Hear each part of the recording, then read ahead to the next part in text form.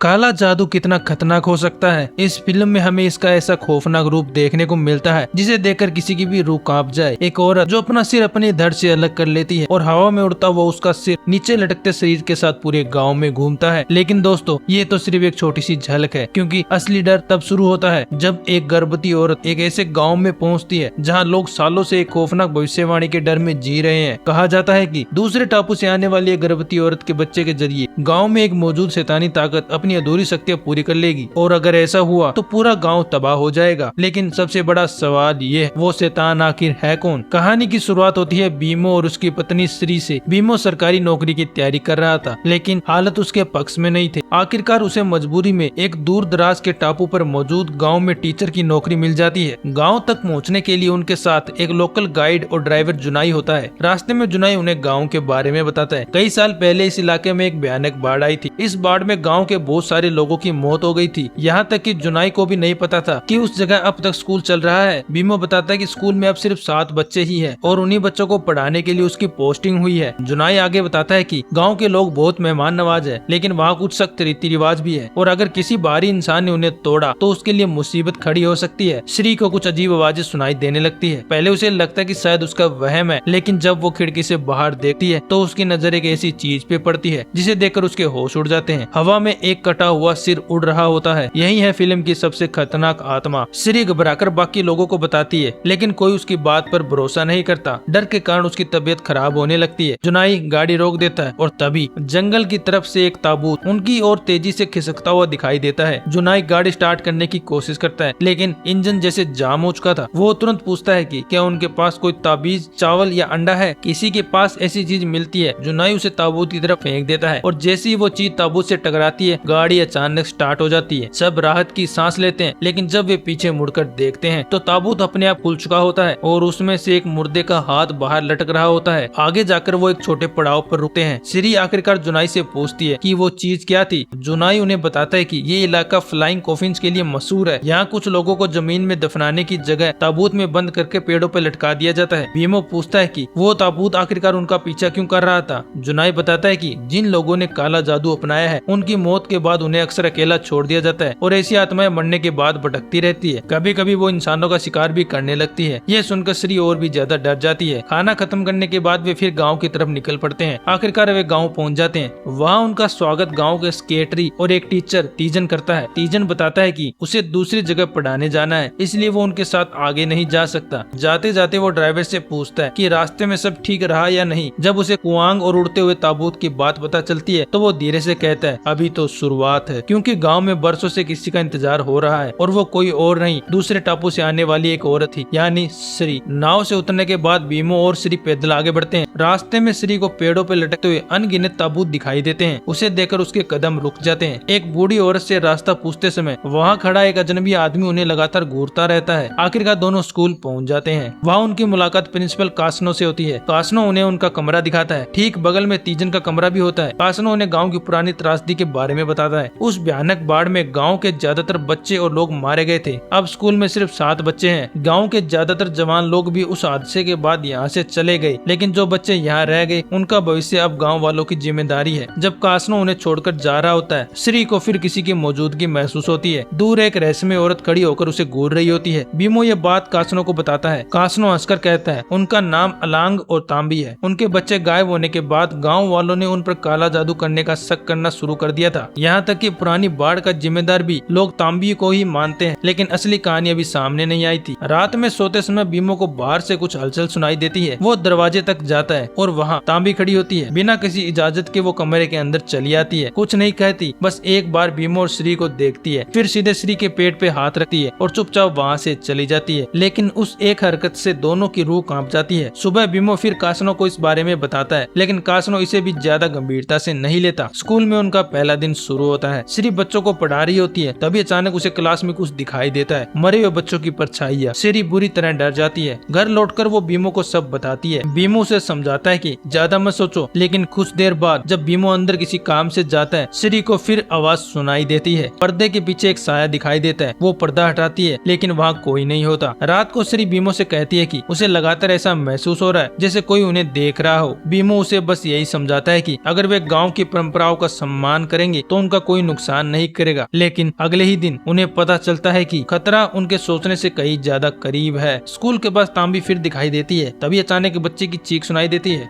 वो बच्ची छत के अंदर पहुंच चुकी थी। बीमो उसके पीछे दौड़ता है और जो देखता है उसके होश उड़ जाते हैं। वो बच्ची पोजेस्ट हो चुकी होती है। वो खुद को नोच रही होती है। उसी वक्त श्री की चीख सुनाई देती है। वो एक कमरे में फंसी हुई है। उसके आसपास वही पोजेस्ट लड़की और कई मरे हुए बच्चों की परछाइयां मौजूद है। सभी परछाइयां श्री के पेट की तरफ इशारा कर रही होती है और बार बार सिर्फ एक ही शब्द बोल रही होती है, बलिदान। धीरे धीरे वो सभी श्री की तरफ बढ़ने लगती है। श्री को अपने पेट में तेज दर्द महसूस होता है और वो बेहोश हो जाती है। रात को जब वो आराम कर रही होती है तभी अचानक कमरे में कुयांग दिखाई देती है। श्री चीख पड़ती है। बीमो दौड़कर उसे संभालता है, लेकिन अगले ही पल पता चलता है ये सिर्फ एक डरावना सपना था। सुबह कासनो घर आता है। वो बताता है कि कल की घटना के बाद बच्चे बहुत डर गए हैं, इसलिए आज स्कूल बंद रहेगा। फिर वो श्री का हालचाल पूछता है और बताता है कि गांव का मुखिया उन दोनों से मिलना चाहता है। बीमो और श्री की मुलाकात गांव के मुखिया, उसकी पत्नी और कुछ गांव वालों से होती है। इसके बाद उन्हें गांव की ओझा मीना के पास ले जाया जाता है। मीना को ये विद्या पीढ़ियों से विरासत में मिली थी। वो श्री की जांच करती है और फिर जो बताती है वो सुनकर श्री खुद हैरान रह जाती है। श्री गर्भवती है। श्री के लिए खबर बिल्कुल नहीं होती है, लेकिन वो खुश हो जाती है। वह दूसरी तरफ सेक्रेटरी घबरा जाता है। वो कहता है कि यह बहुत बड़ी मुसीबत है, क्योंकि इस गांव में सालों से एक भविष्यवाणी चली आ रही है। कहा जाता है कि दूसरे टापू से आने वाली एक गर्भवती औरत के गर्भ से इस गांव में मौजूद एक शैतानी ताकत अपनी अधूरी शक्तियां पूरी करेगी और उसके बाद पूरा गांव तबाह हो जाएगा। यानी भविष्यवाणी के हिसाब से वो औरत श्री है। मीना उन्हें भरोसा देती है कि वो इसका रास्ता निकाल लेगी। वो पान के पत्ते उबालकर मंत्र पढ़ना शुरू करती है, लेकिन अचानक श्री बेहोश होकर गिर जाती है। जब उसे होश आता है तो उसका चेहरा राख जैसा काला पड़ चुका होता है। उसकी आंखें भी डरावनी हो जाती है। बाहर अचानक मौसम बिगड़ने लगता है, जैसे प्रकृति भी आने वाली तबाही का संकेत दे रही हो। मीना किसी तरह श्री को संभालती है और उसे एक खास पानी पिलाती है। कुछ देर बाद श्री सामान्य हो जाती है, लेकिन अब गांव वालों का डर और भी बढ़ चुका था। सेक्रेटरी सबको चेतावनी देता है। उसका मानना है कि यह सब तांबी की वजह से हो रहा है। उसके मुताबिक तांबी ही असली कुयांग है और उसका पति अलांग उसकी असली देह की रखवाली करता है। अगर तांबी ने अपनी पूरी ताकत हासिल कर ली तो पूरा गांव तबाह हो जाएगा। शुरुआत में मुखिया हत्या के खिलाफ होता है, लेकिन आखिरकार गांव वालों की सहमति बन जाती है। तांबी को खत्म करना होगा। बीमा और श्री तांबी के घर पहुंचते हैं, लेकिन वहाँ कोई नहीं मिलता। दोनों वापस लौटते हैं। घर पहुंचने पर वहाँ पहले से ही तीजन मौजूद होता है। तीजन खुद भी एक छोटा मोटा समन है। वो बताता है कि उसने स्कूल के आसपास सुरक्षा का कवच बनाया था, बच्चों को ताबीज भी दिए थे, फिर भी एक बच्ची पोजेस्ट हो गई। इसका मतलब साफ था, जिस शक्ति का वो सामना कर रहे थे वो तीजन के अनुमान से कई ज्यादा ताकतवर थी। बीमो श्री के लिए ताबीज मांगता है, लेकिन तीजन के पास उस समय कोई ताबीज नहीं था। हालांकि उसके पास एक और चीज थी, असली क्युआंग के कुछ बाल। तीजन बताता है कि ये बाल उसे बिस्तर पर मिले थे, जहाँ एक क्युआंग ने उसकी पत्नी और बच्चों की जान ली थी। यह सुनकर बीमो डर जाता है, लेकिन तीजन बताता है कि उस दिन नाव नहीं जा सकती,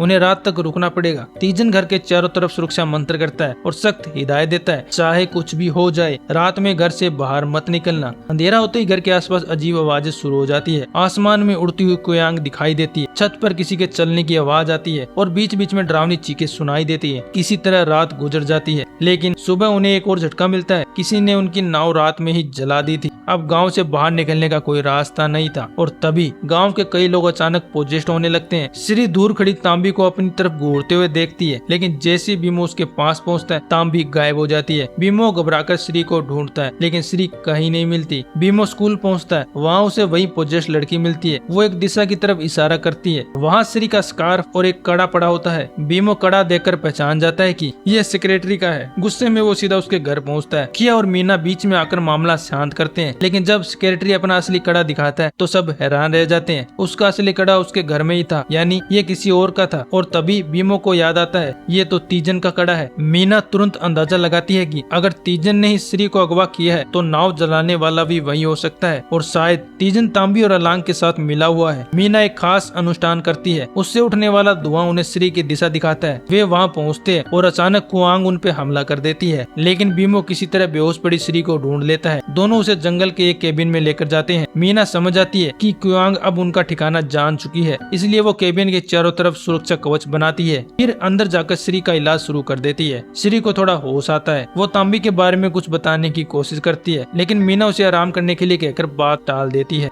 वो बीमो को एक चाकू देती है और उसे तांबी के घर भेज देती है। बीमो तांबी के घर पहुंचता है और वहाँ तांबी खुद सारी सच्चाई बता देती है। वो कहती है कि वो अकेली क्युआंग नहीं है और उसने कभी श्री या उसके बच्चों को नुकसान पहुंचाने की कोशिश नहीं की, बल्कि बल्कि वो तो हमेशा उन्हें बचाने की कोशिश करती रही है। और तभी कहानी का सबसे बड़ा राज सामने आता है। इस गाँव में एक नहीं 2 कुयांग है। पहली तांबी, जिस पर पूरा गाँव शक कर रहा था, और दूसरी खुद मीना, यानी जिस औरत पर सभी भरोसा कर रहे थे वही असली दुश्मन थी। मीना ने ही पूरी साजिश रची थी। उसने श्री का अपहरण इसलिए करवाया ताकि उसके अजन्मे बच्चे की बलि देकर वो अपनी अधूरी शक्तियां पूरी कर सके। अब उस रात का राज भी सामने आता है। जब तांबी ने श्री के पेट पे हाथ रखा था, असल में वो श्री को नुकसान नहीं पहुंचा रही थी, वो उस पर एक सुरक्षा कवच चढ़ा रही थी। लेकिन बाद में मीना ने चुपके से उस कवच को हटा दिया, और जो खास पानी मीना ने श्री को दिया था वो भी उसे कमजोर करने की साजिश का हिस्सा था। यही वजह थी कि रिचुअल के दौरान मौसम अचानक भयानक हो गया था। तीजन और उसके 2 साथी वहाँ पहुँचते हैं, लेकिन मीना तुरंत उन पर हमला कर देती है। अब पता चलता है कि तीजन के अपने बच्चों को ही बलि देकर मीना ने अपनी शक्तियां बढ़ाई हुई थी। तांबी बीमो को समझाती है कि वो खुद मीना से मुकाबला करेगी। तांबी और मीना के बीच भयानक लड़ाई शुरू हो जाती है। दोनों अपने असली क्युआंग रूप में एक दूसरे से भिड़ती है। लड़ाई के दौरान केबिन में आग लग जाती है। तीजन किसी तरह श्री को आग से बाहर निकालता है, लेकिन उसकी हालत बहुत खराब होती है। मरने से पहले वो बीमो के हाथ में मीना का एक बाल दे देता है, क्योंकि असली क्युआंग के शरीर के पास पहुंचने पर यह बाल खुद हिलने लगता है, यानी इससे मीना की असली देह का पता लगाया जा सकता है। बीमा उस बाल की मदद से मीना का असली देह ढूंढ लेता है, लेकिन उसके देह की रखवाली उड़ते ताबूतों वाली आत्माएं कर रही होती है। वे बीमो पर हमला कर देती है, लेकिन किसी तरह बीमो बच जाता है और मीना की असली देह को घसीटकर केबिन के अंदर फेंक देता है। जैसे ही ऐसा होता है, क्युआंग मीना कमजोर पड़ने लगती है। बीमो मौका देकर उसका दिल बाहर निकाल लेता है और यही मीना का अंत हो जाता है, क्योंकि इस काले जादू में सिर्फ शरीर को नुकसान पहुंचाना काफी नहीं था। क्युआंग को खत्म करने के लिए उसका दिल निकालना जरूरी था। आखिरकार गाँव में शांति लौट आती है। बीमो और श्री अब सुकून से जिंदगी जी रहे थे, लेकिन कहानी यही खत्म नहीं होती। बीमो और श्री को तांबी और अलांग की झलक दिखाई देती है। बाद में पता चलता है कि